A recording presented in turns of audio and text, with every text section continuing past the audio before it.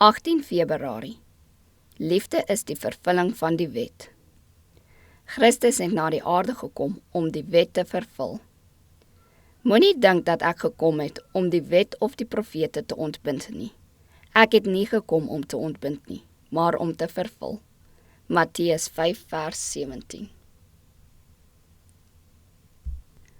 God het Israel uitverkies om die waarheid vir alle nasies as 'n kosbare skat te bewaar, en hy het aan hulle sy wet gegee as die maatstaf vir die karakter wat hulle voor die wêreld, voor engele en voor die sondelose wêrelde moes ontwikkel.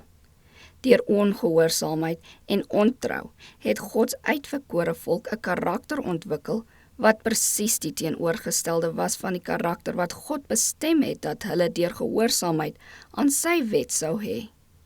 Hulle het hulle eie vorm en opskrif aan die waarheid gegee en hulle het die opskrif van God daarvan verwyder. Hulle was besig om die wet van God onder die besiglaghede van uiterlike vorms te begrawe, soos die herhaalde wassing van hande voor ete en die was van kastrolle en koppies. Van die eenvoudige krye uit die tuin is 10de gehef. Aan diegene wat soveel waarde aan hierdie minderwaardige dinge heg, sê Christus, hierdie dinge behoort julle te doen sonder om die ander na te laat.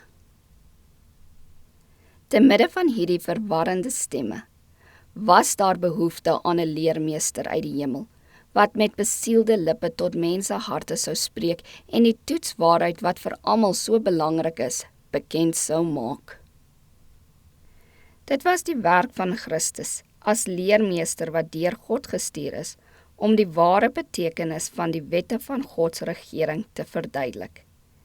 Deur waarhede binne die raamwerk van Gods wet te stel, het hy dit weer met sy oorspronklike hemelsglans laat skitter. Hy het die goddelike voorskrifte weer op die troon geplaas in die geselskap van die koninklike, ewige, ongeskondre waarheid, wat die goedkeuring van God, die bron van alle waarheid, dra. Christus het gekom, nie net om die wet voor die bewoners van hierdie wêreld te handhaaf nie, maar om die onveranderlikheid van Gods wet vir ewig deur sy lewe vas te maak. God los niemand wat die bewaring van sy siel aan sy sorg toe vertrou nie. Omdat hy hulle weens hulle liefde vir Jesus liefhet, het hy hulle tot die einde toe lief.